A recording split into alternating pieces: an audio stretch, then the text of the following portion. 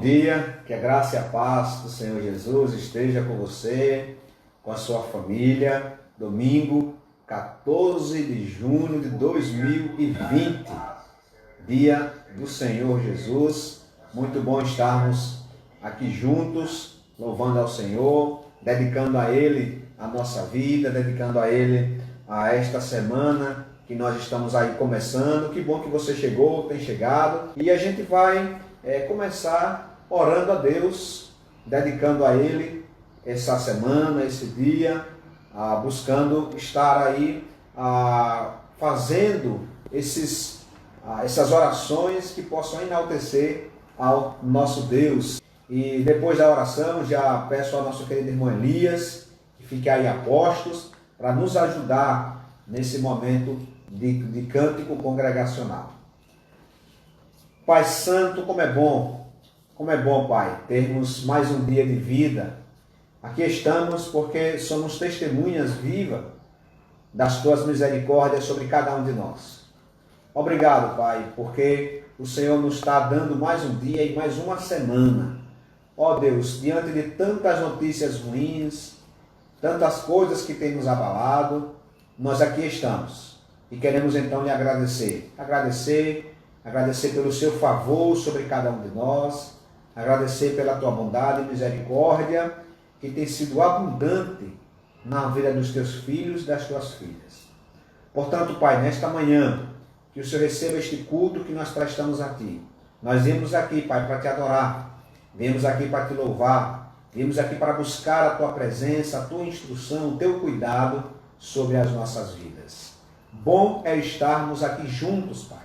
A Tua palavra diz que alegrei-me quando me disseram, vamos à casa do Senhor. E neste momento, esta transmissão é equivalente, Pai, a estarmos juntos na Tua casa, uma vez que nós somos templos do Espírito Santo. Então, bom estarmos aqui, Pai. Bom estarmos aqui louvando ao Senhor, juntos em comunhão, em adoração. Agradecemos, pedimos a tua direção em nossas vidas, em nome de Jesus.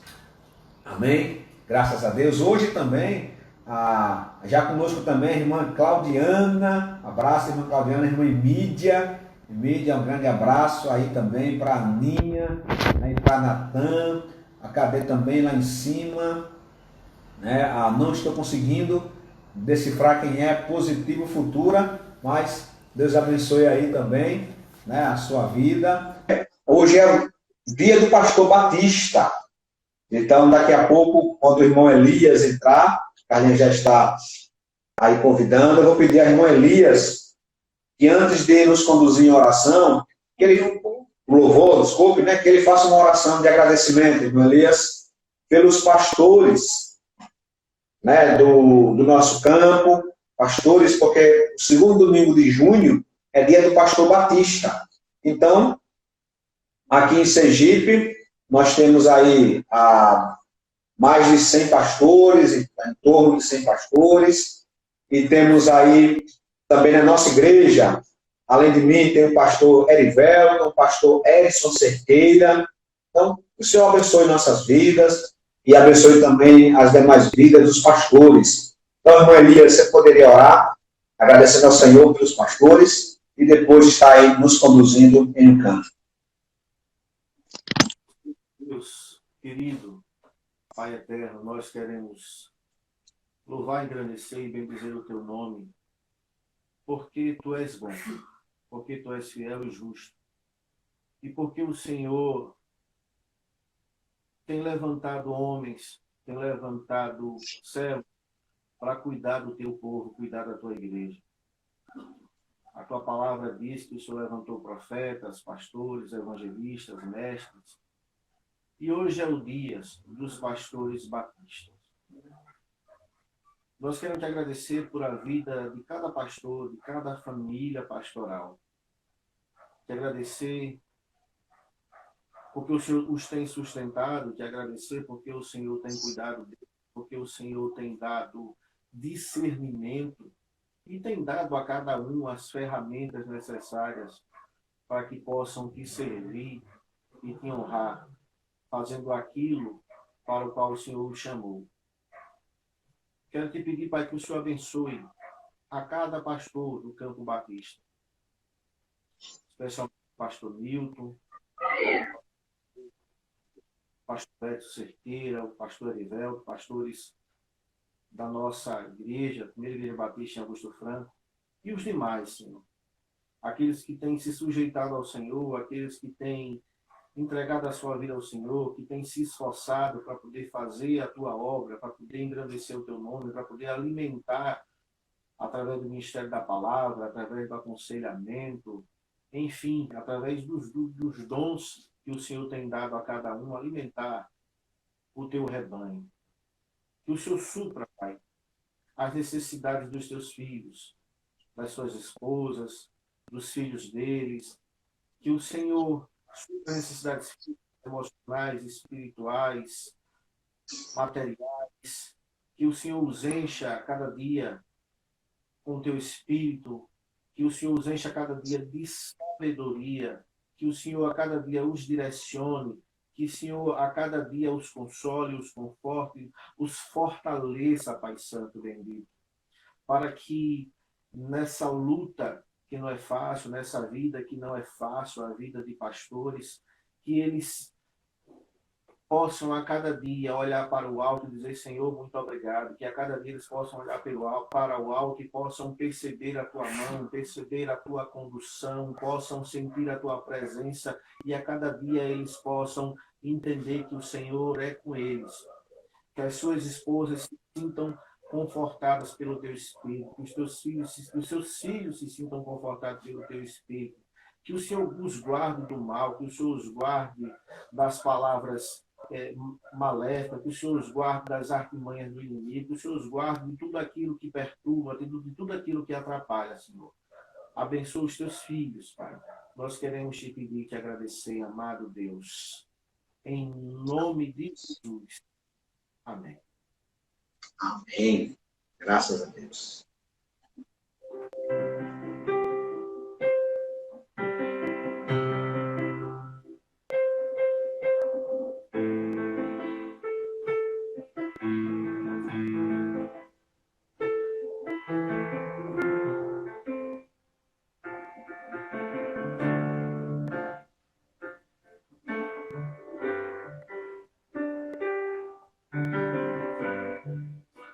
Está sentado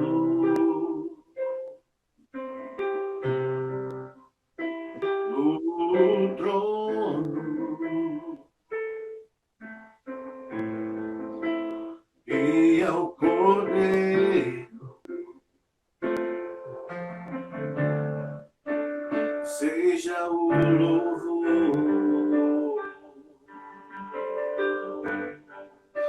Está sentado no trono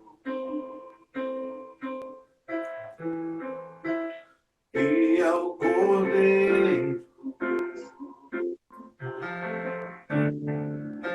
seja o louvor,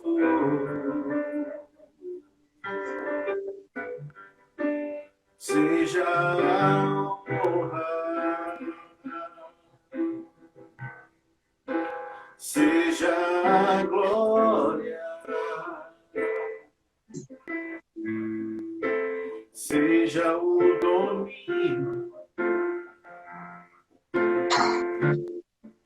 pelos séculos dos séculos. Poderoso Deus,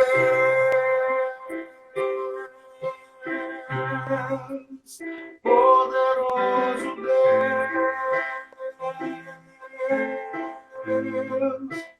poderoso Deus, minha alma anseia por ti.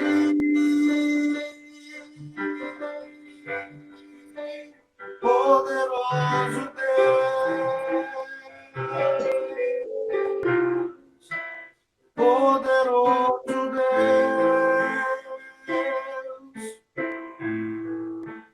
poderoso Deus, minha por ti. Ao estar sentado no trono e ao Cordeiro seja o louvor, seja a honra, seja a glória, seja o domínio.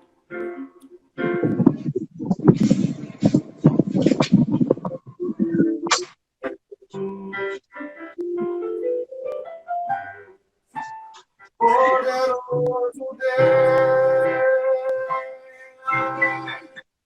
poderoso Deus, poderoso Deus, minha alma anseia por ti,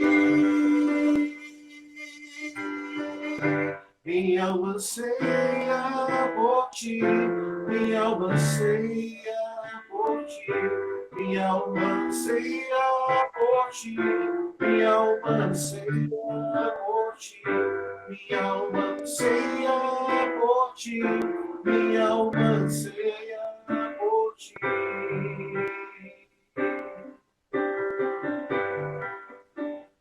Poderoso Deus.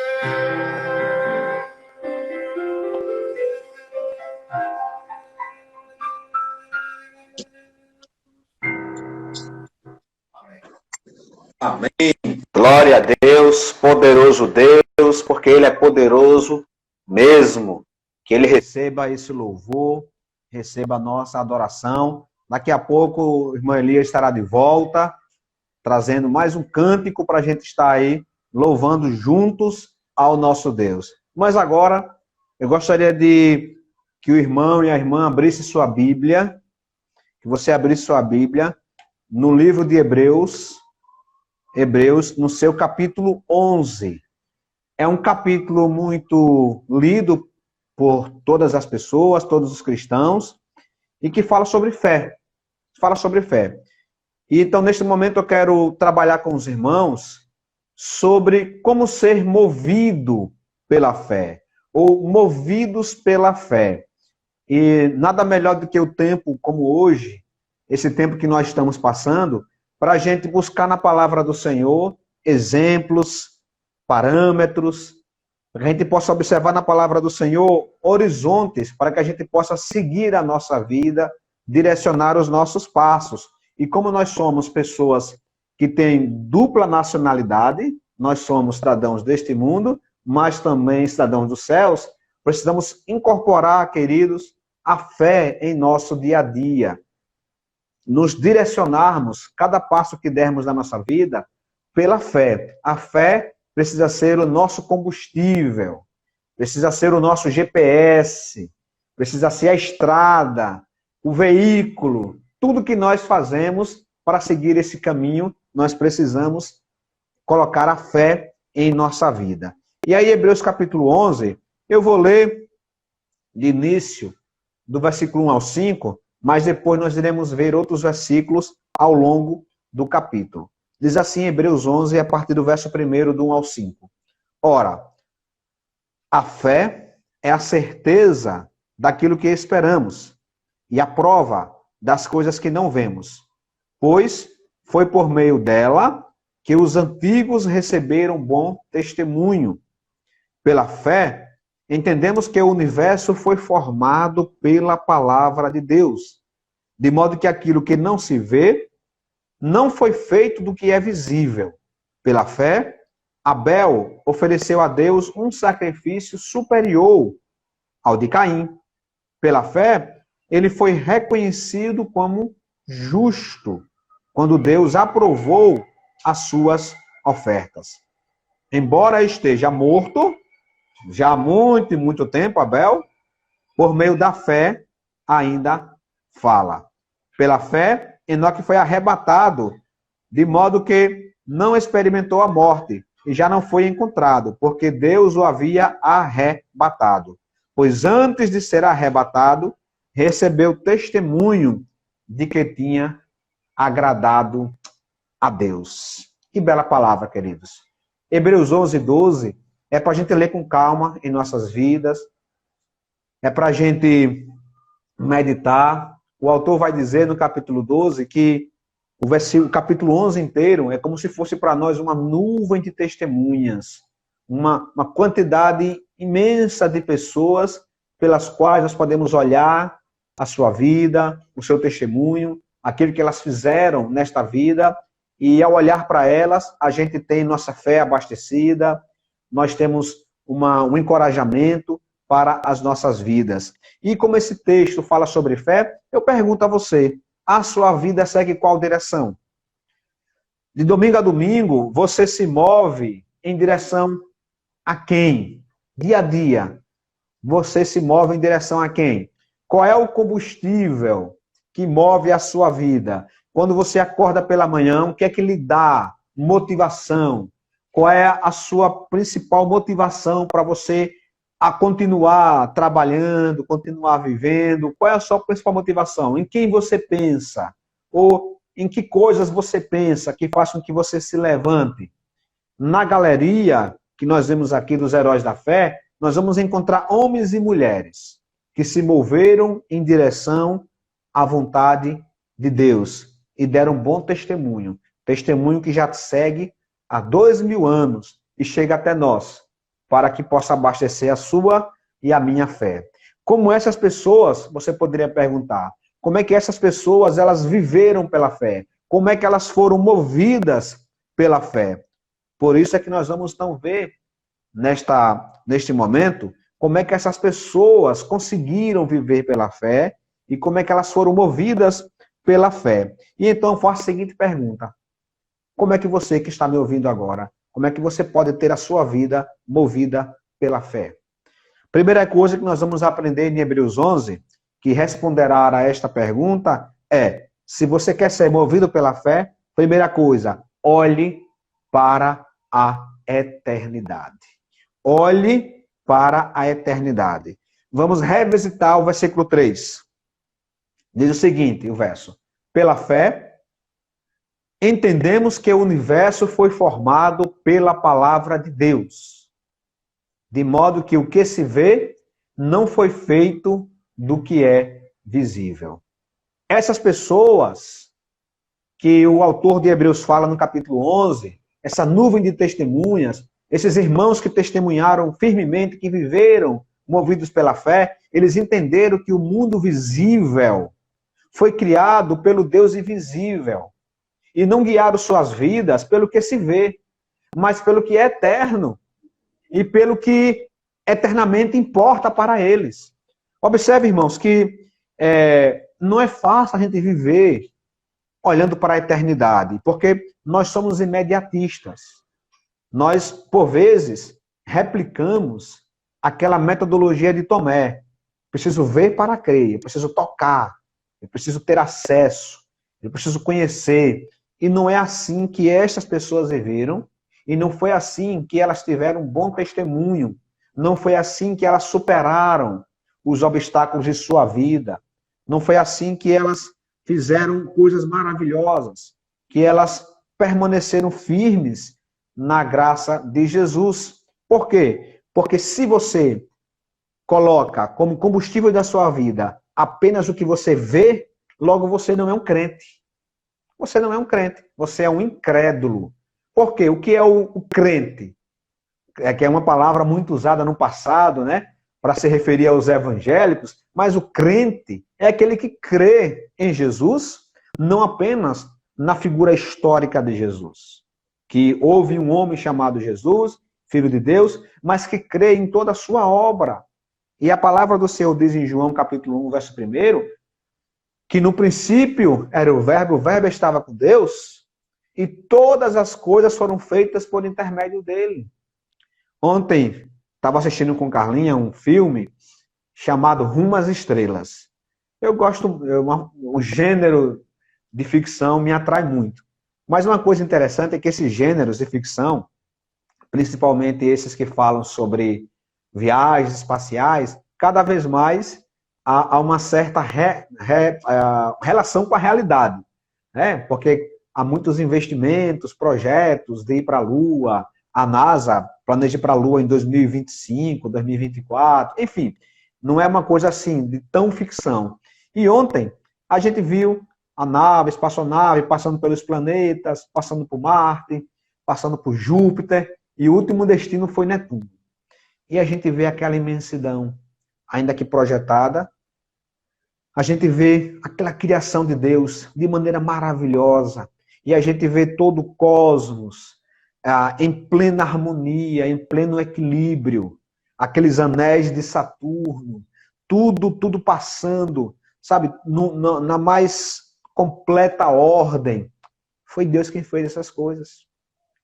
Foi Deus quem criou. E se você, então, guia a sua vida entendendo que foi Deus que criou o universo, que foi Deus que fez todas as coisas, então você vai olhar para a eternidade, vai olhar para Deus e vai enxergar um Deus que está acima daquilo que você vê. Numa parte do filme, mostra o protagonista olhando para o espaço e ele vê uma grande quantidade de estrelas. Uma imensa quantidade. E a gente sabe pela ciência que o número de estrelas no céu são incontáveis. Muitas e muitas estrelas. E a palavra do Senhor diz, no profeta, que Deus chama cada estrela pelo seu nome. Foi esse entendimento que os profetas tiveram. E aí você diz, meu Deus, eu estou passando por uma dificuldade. Eu estou passando por um problema. Mas eu sei que eu creio em um Deus que criou todo esse universo. Eu creio que o Senhor criou todo esse universo por meio da sua palavra.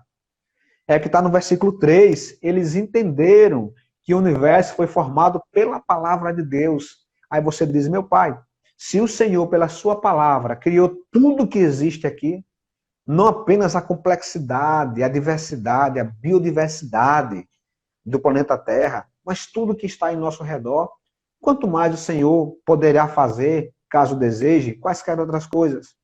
Isso faz com que a gente planeje nossa vida, viva esta vida, não apenas olhando para aqui e agora, mas para a eternidade.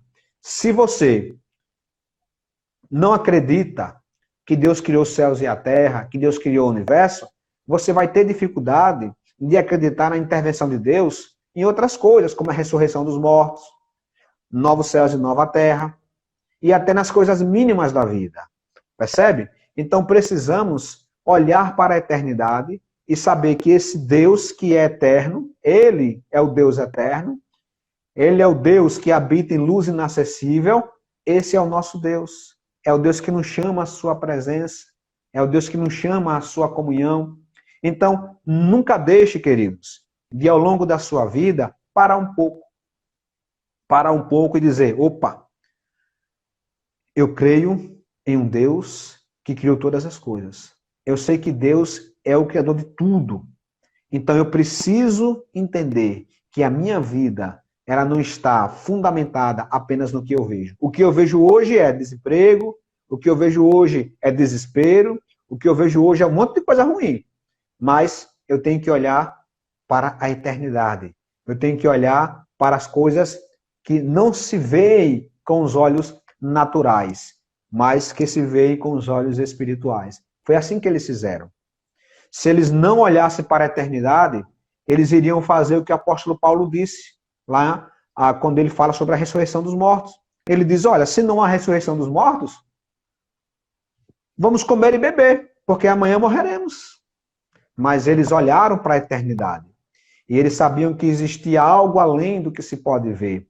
Por isso eles passaram pelas adversidades, foram perseguidos, porque eles sabiam em quem criam, estavam certos em quem eles criam e sabiam perfeitamente aquilo que esperava por eles. Segunda coisa, Se você quer ser movido pela fé, obedeça ao Senhor. O relacionamento do cristão com o seu Deus, com Jesus, não é apenas uma relação de fé no sentido de crer no sobrenatural.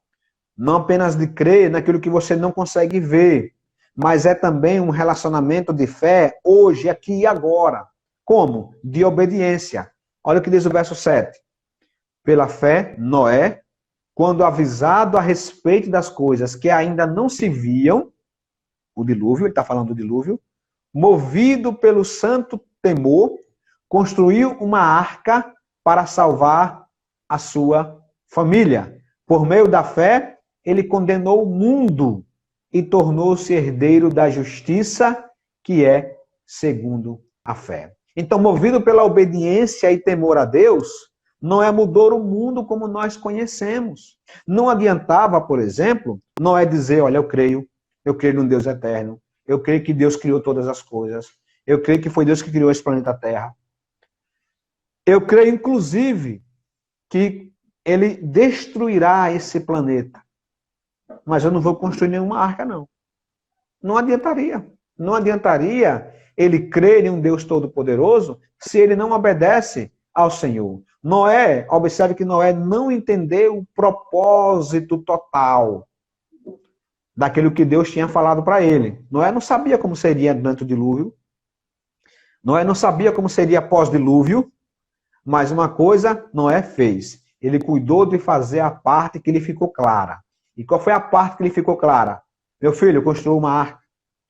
Mas uma arca vai aguentar, não vai aguentar? Está aqui as medidas. Está aqui as orientações. Construa a arca. Então, obediência ao Senhor. Então, nós temos a nossa instrução da arca. A arca de nossas vidas está aqui. Esta é a palavra de Deus, é a instrução para que nós construamos a arca de nossas vidas. Nós não sabemos como será o mundo pós-dilúvio, ou pós-pandemia, ou pós isso, pós aquilo. Talvez as pessoas estão passando por dificuldade, uma separação conjugal, um desemprego, uma enfermidade. Nós não sabemos como será o período durante esse dilúvio, nem sabemos o que vai ser depois. Mas o que é que temos que fazer? Construa a arca. Construa sua arca. Construa sua vida sob as medidas que Deus estabeleceu. Os princípios que Deus estabeleceu. Não adianta você olhar para trás e questionar. É preciso que você obedeça ao Senhor. Senhor, eu não consigo compreender porque minha vida chegou a esse momento. Eu não consigo compreender porque eu estou aqui agora, nessas condições. Como Noé também não conhecia tudo. Noé não compreendia o plano total de Deus, porque Deus assim não revelou. Deus revelou a Noé aquilo que ele precisava fazer. Então Noé obedeceu. Assim também foi Abraão. No verso 8, diz, pela fé Abraão, quando chamado, obedeceu. Abraão, sai da tua terra, da sua parentela, para uma terra que eu vos darei. Abraão obedeceu e dirigiu-se a um lugar que mais tarde receberia como herança. Embora não soubesse para onde estava indo. Para onde estamos indo? Para onde nós estamos caminhando? Nós também não sabemos. Mas, a semelhança de Abraão, que obedeceu, também devemos obedecer ao Senhor. Pela fé, diz o verso 9. Pela fé, peregrinou na terra prometida, como se estivesse em terra estranha. Viveu em tendas, bem como Isaque e Jacó, co-herdeiros da mesma promessa. O fato de você obedecer ao Senhor não quer dizer que vai ser tudo nas mil maravilhas. Você fala, mas gente, eu fiz aquilo que o Senhor mandava, e agora eu estou nessa condição, e agora eu estou passando por isso, por aquilo outro. Como se eu obedecer ao Senhor? O fato de você obedecer ao Senhor não quer dizer que você não tenha que morar em tendas. Não quer dizer que você tenha que passar por dificuldades. Abraão fez isso. Ele obedeceu. Ele morava em uma região chamada Crescente Fértil, da Mesopotâmia, e ele saiu para a região hoje conhecida como Israel. Mas até chegar lá, e mesmo chegando lá, ele passou por dificuldade, morou em tendas, teve que procurar alimento, saiu, voltou. Várias situações aconteceram. E mesmo depois de ter conquistado Canaã, a sua descendência, especialmente falando, o seu neto, Jacó, precisou se mudar para o Egito. E os seus descendentes passaram 430 anos escravos no Egito.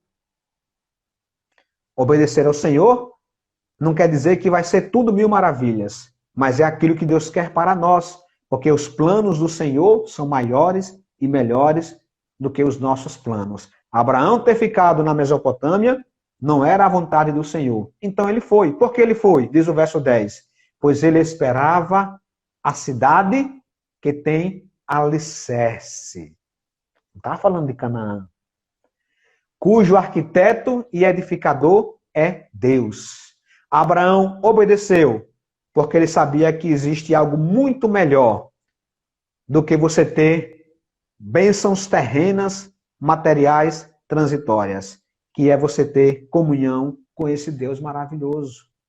Foi por isso que Abraão seguiu. Abraão seguiu não motivado por bens materiais, porque ele já era rico, Abraão já era rico na Mesopotâmia.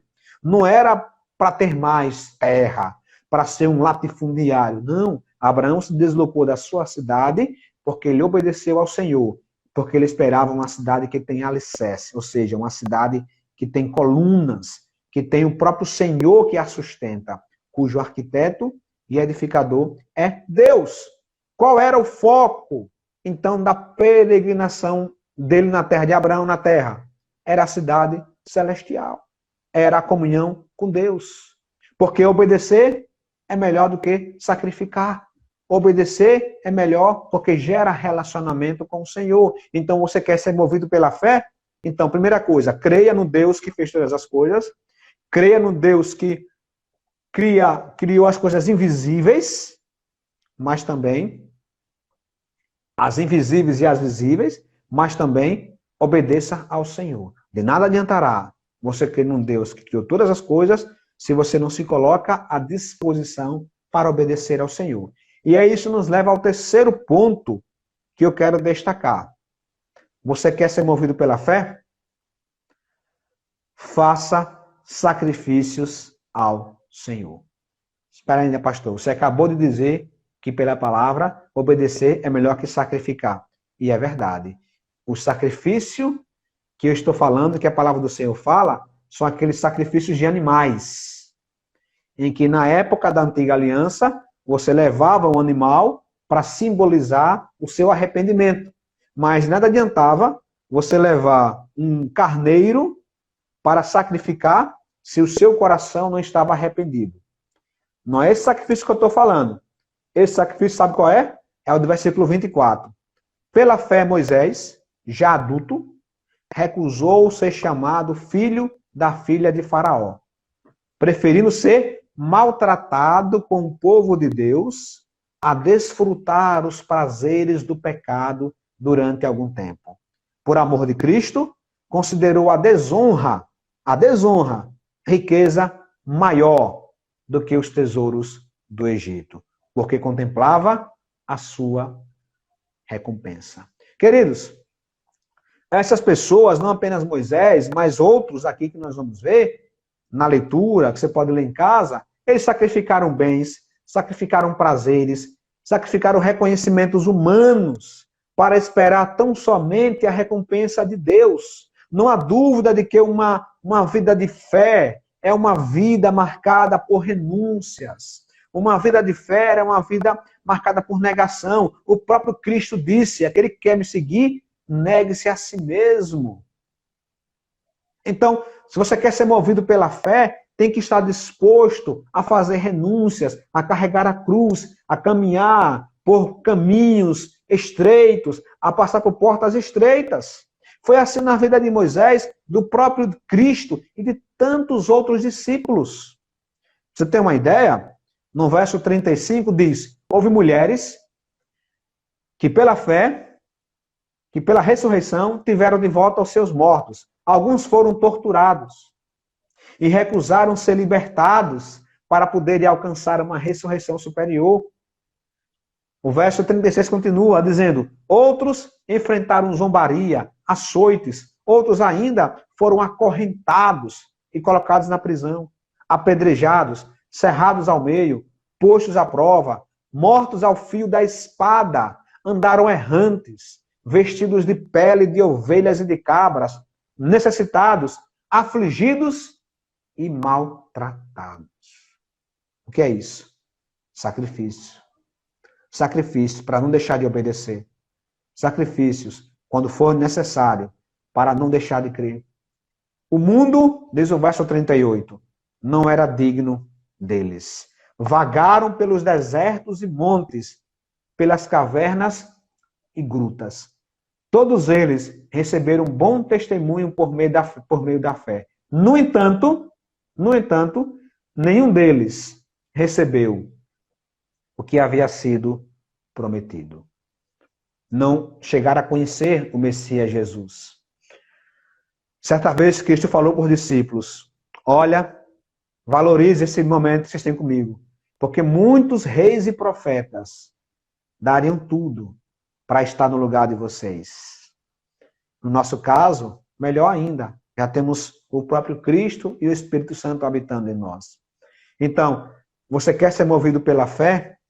Ofereça sacrifício. No seguinte sentido: quando você tiver que se sacrificar, tiver que fazer renúncias, tiver que carregar a cruz, tiver que passar por necessidades, não abandone a fé. Pelo contrário, agora é a hora de você mostrar o valor da sua fé. Porque a fé, ela mostrará o seu valor justamente no meio das adversidades. Quando tudo vai bem, é fácil louvar ao Senhor. Mas no meio do aperto é que nós demonstramos a nossa fé em Cristo Jesus. Em quarto lugar, e último, se você quer ser movido pela fé, além de você crer nesse Deus que criou todas as coisas, além de você estar disposto a obedecer ao Senhor, e nessa obediência está disposto a negar a si mesmo, a fazer concessões, sacrifícios, além disso, para ser movido pela fé, meu irmão, minha irmã, é preciso que você também sirva ao Senhor. Ninguém que é movido pela fé deixa de servir ao Senhor. Olha só que diz o verso 32. Que mais direi? Que mais direi? Não tenho tempo para falar de Gideão. Isso é o autor bíblico falando, tá? O autor de Hebreus.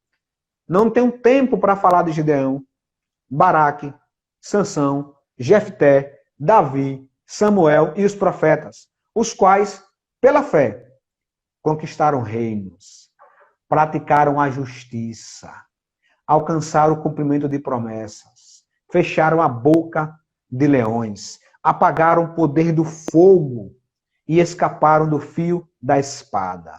Da fraqueza, tiraram força, tornaram-se poderosos na batalha e puseram em fuga exércitos estrangeiros. Ser movido pela fé, queridos, é também servir ao Senhor. É porque no serviço do Senhor que nós vamos perceber a importância que nós damos à fé, a importância que nós damos àquilo que nós não enxergamos. Por meio desses homens que nós acabamos de ler, e mulheres, Deus realizou muitas proezas. Mas observe que não são apenas de grandes feitos que a história do povo de Deus é feita, é construída, não. Deus usa o seu povo de diferentes formas. Mas o que eu quero dizer para os irmãos é que a ociosidade, ela apaga a nossa fé. A ociosidade é a inimiga da fé.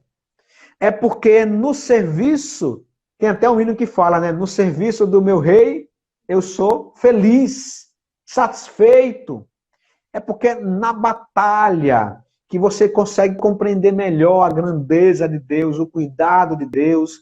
É na batalha, cumprindo a sua missão, que você obedece ao comando do nosso general.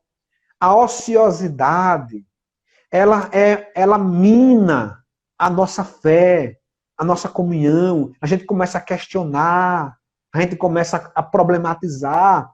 Quem está, queridos, preste bem atenção. Um soldado no campo de batalha, ele passa por diversas questões. Primeiro, ele não conhece a guerra como um todo.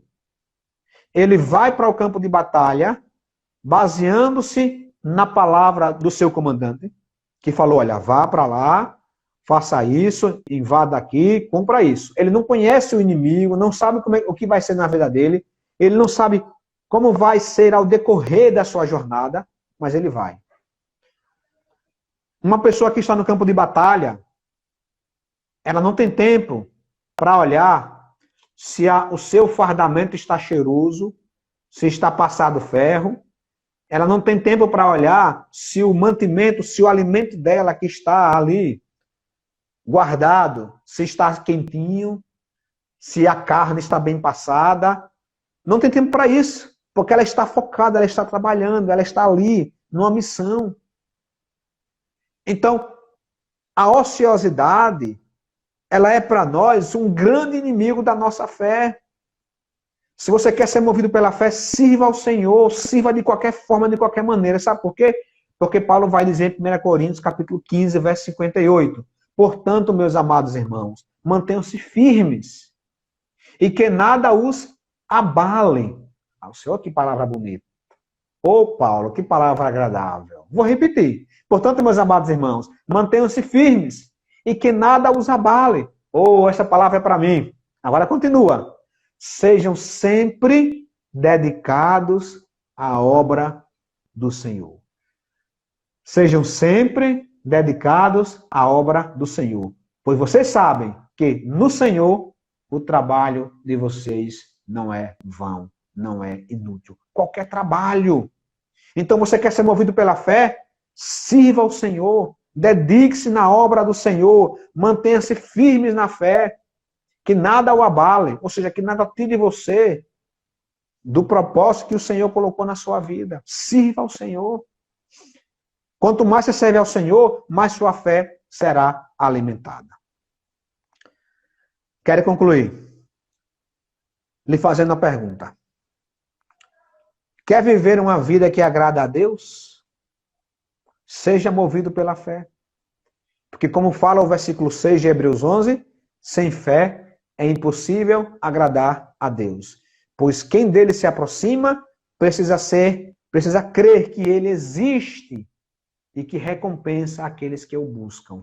Mas largue-se daquela fé abstrata.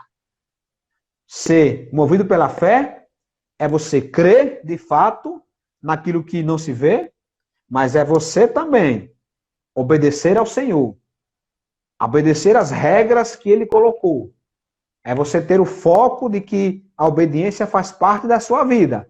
É você entender que, além de obedecer, às vezes terá que fazer sacrifícios. Terá que fazer renúncias.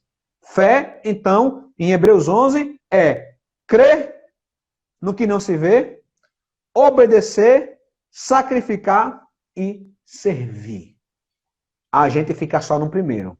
Mas essa é uma fé capenga. A fé de Hebreus 11 é uma fé que nos faz crer naquilo que não se vê, nos leva à obediência, nos leva a fazer sacrifícios e nos leva ao serviço do Senhor. E ao fazermos isso, queridos, sabe qual será o resultado? Nós seremos filhos e filhas do Senhor, que enche o coração de Deus de alegria. O verso 13 de Hebreus 11 diz: todos estes ainda viveram pela fé e morreram sem receber o que tinham sido prometido. Viram-na de longe as promessas, saudaram-na, reconhecendo que eram estrangeiros e peregrinos na terra. Os que assim falam, vivem pela fé, mostram que estão buscando uma pátria celestial. Se estivessem pensando naquela de onde saíram, pátria terrena, teriam a oportunidade de voltar. Em vez disso, diz o verso 16, eles esperavam uma pátria melhor, isto é, a pátria celestial.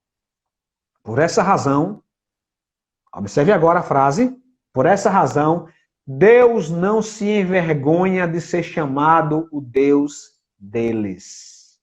Por essa razão, por esses irmãos e irmãs de Hebreus 11, e tantos outros que vivem ao nosso redor em 20 séculos de cristianismo e em 40 séculos, desde que Deus chamou Abraão, Deus não se envergonha de ser chamado de Deus dessas pessoas.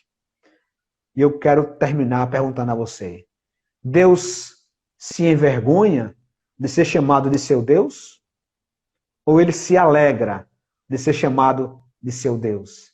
Deus se alegra com a sua vida? Você é motivo de alegria da parte de Deus? Ou Deus olha para a sua vida e diz, esse meu filho está fora de propósito, esse meu filho está vivendo uma fé capenga, ele está questionando a minha criação, ele não está obedecendo aos meus mandamentos, ele não fala em nenhum tipo de sacrifício, ele só gosta de coisas que vão para ele só pensa nele, não está disposto a fazer nada, a sacrificar nada, ele não me serve em nada. Será que você está assim? Deus nos chama para mudarmos esse prognóstico. Deus nos chama para mudarmos essa nossa vida, a vivermos movidos pela fé, crendo num Deus Todo-Poderoso, crendo num Deus de milagres, obedecendo a Ele, sacrificando quando for necessário, negando a nós mesmos, servindo ao Senhor em todo tempo. E o Senhor se alegrará, ainda que nós não vejamos tudo que o Senhor colocou em nossas vidas, que não vejamos todas as promessas que o Senhor colocou para nós, nós estaremos no caminho certo. Alegraremos o coração de Deus e seremos recompensados por Ele. Deus abençoe a sua vida, em nome de Jesus. Irmão Elias, vamos louvar ao Senhor. Enquanto o irmão Elias nos conduz em um cântico, quero que você dedique ao Senhor seus dízimos e ofertas nesse momento como um sinal de gratidão a Deus.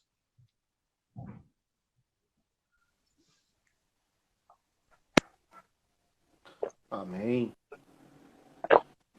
Amém. Glória a Deus.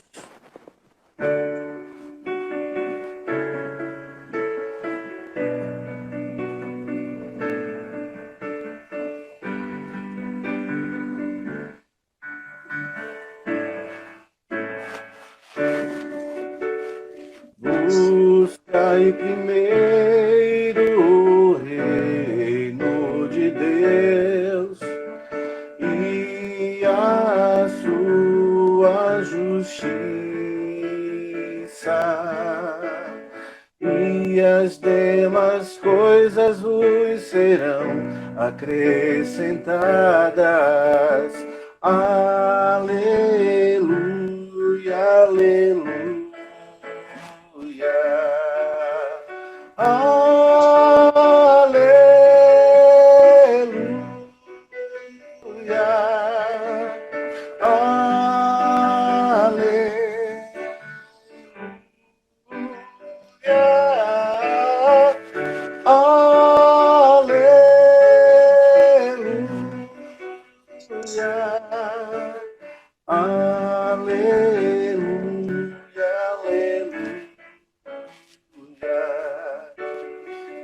Nem só de pão o homem viverá, mas de toda palavra que procede da boca de Deus. Aleluia, aleluia.